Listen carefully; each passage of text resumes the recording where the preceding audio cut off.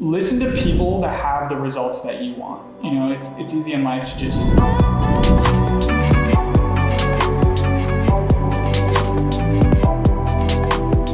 Hey guys, it's Marcel with Project Wifi. Today I'm here with a client of ours, Chris. How's it going, everybody? My name's Chris, 31 years old, Southern California. Yeah, so today he's here visiting us, and pretty much we're gonna go over his experience with Project Wifi as a client, and then also dwell into some other topics. So to get started, Chris, you want to tell us a little bit about your current background? Yeah, so again, 31 years old, I grew up in Southern California my whole life. I'm married, have 2 kids, just celebrated 3 years of marriage. I have a 2-year-old and a 5-year-old. We just sold our house, so that's super exciting. We're having another house built in Southern California here pretty soon, so super exciting. Yeah. What part of SoCal? Rancho Cucamonga. Rancho Cucamonga. Try to spell it. Munga. I'll pay you $5 if you can spell it. Is that where y'all sold y'all's house at?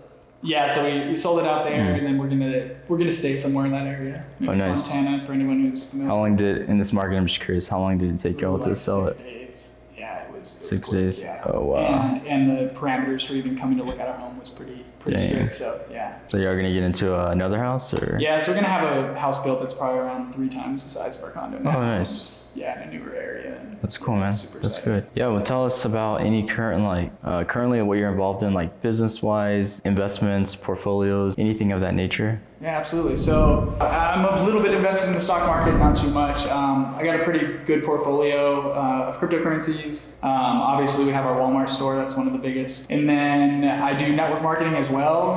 That's based around the healthiest water in the world. It's a technology based out of Japan, and super passionate about it. The business is amazing. So cryptocurrency. I'm just curious, when did you first buy Bitcoin? Your first ever? So we bought our first Bitcoin, full Bitcoin. I literally went in person and bought it from somebody.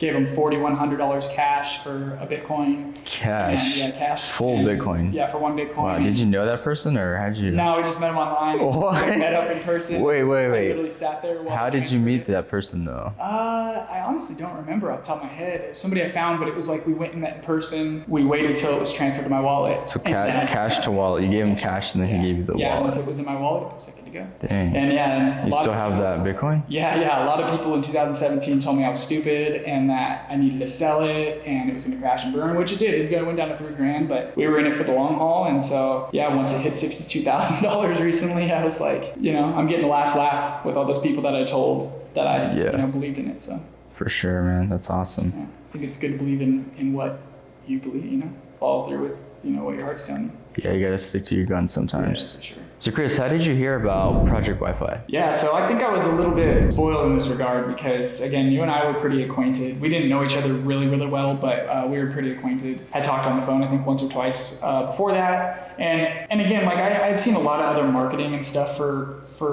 stores and just automation stuff. But I was always very weary because a lot of the marketing, it seems too good to be true because it is too good to be true. And so I think why I was hesitant, I always knew I was going to get some sort of automation store, but I didn't know when or through who. And I think once you guys came around, it was like, man, I really want to look into this because although we weren't like best friends, I had respect for you and the things you were doing. And so that helped a lot. And then even more so, like when we actually reached out to you guys, my sister and I were like, we'd feel comfortable to be able to come meet with you guys and sit and have lunch or something. And you guys didn't even hesitate. I know a lot of people that have gone with other automation services where it's like they're wiring some stranger money, giving them all of their most crucial like life information, like just very sensitive information. And I was scared of that with anybody else, And so I think just being able to come meet with you guys and sit down and get our questions answered was definitely helpful with us making our decision. Give you that extra like boost of confidence. Yeah, absolutely. Yeah.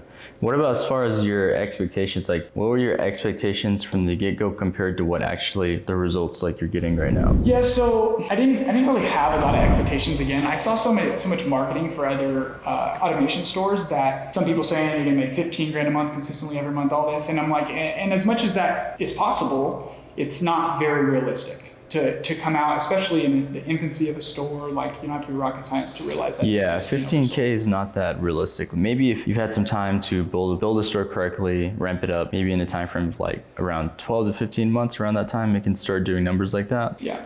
Depending on what platform you're on, like what marketplace. And Walmart, that's possible during Q4, but yeah, right out the gate, that's not possible. Yeah. And again, like I don't think I had any like baseline expectations because I didn't really know what to expect. One thing I liked about you guys is like the first time we met, you had told us, like you didn't oversell it, and you really didn't. Like we could feel that, and it was like you guys told us, like we underpromise and overdeliver.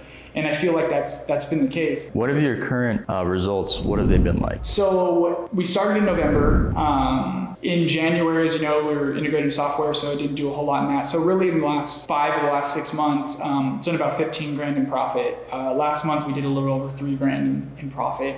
And the thing is like you asked about expectations, like I have realistic expectations. I don't, think that you're gonna make me $1 million in a month. I've never thought that. But there are months. There's a lot of learning to stuff like this. So like you take the ups and downs, and sometimes there are months where it's like, dang, I thought I was gonna make a little bit more. But at the end of the day, like the juice has always been worth the squeeze. Like profit's profit. And once your investment's back, it's like smooth sailing. It's like getting a stimulus check, just not from the government, just every month. Yeah. Stimulating my life.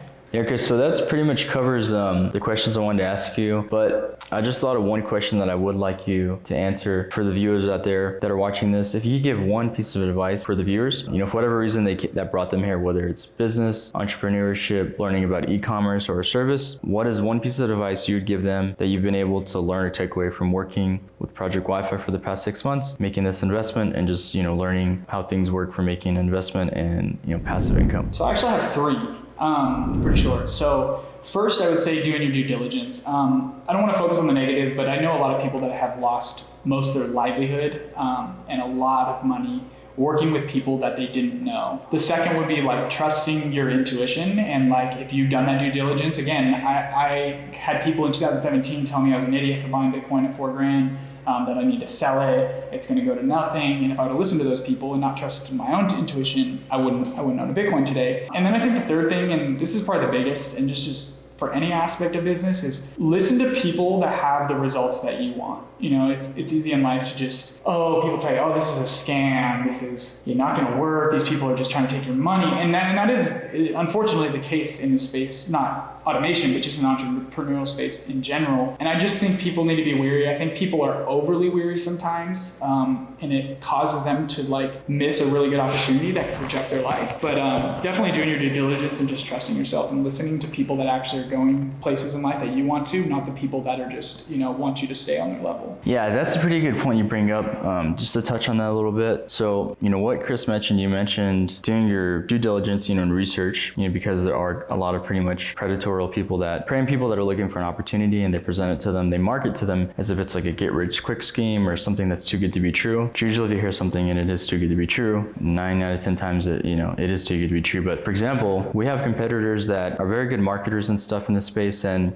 competitors in the aspect of they do the same service as us. They offer to manage e-commerce stores in various marketplaces, whether it be, marketplace could be Walmart, Shopify, eBay, Amazon, any of those. They offer to help individuals start stores on those platforms and then manage it for them. And what happens is you get these people who are marketers, they sell the service on the front end, but then on the back end, they are outsourcing the work of actually handling your store, doing the work for it to produce a profit to a different third party. And the issue with that is once that happens, that person that sold you the store, there's no control in their hands at that point to make sure that everything's done to, give your investment the best chance of thriving. It's really important. The reason why is because you want everything to be under one house or one legal entity. You want everybody that's working towards the same goal to be on the same page and for the same communication to happen across the board. You don't want to have your store getting sold by somebody that is doing good marketing. They sell the store to somebody else to do the work, to another third party, and then if that third party goes belly under, you're screwed. Your investment's literally lost. Those people on the front end only took a portion of the money that they took from you, and then they gave the rest to that service, that third party service who's actually managing your store.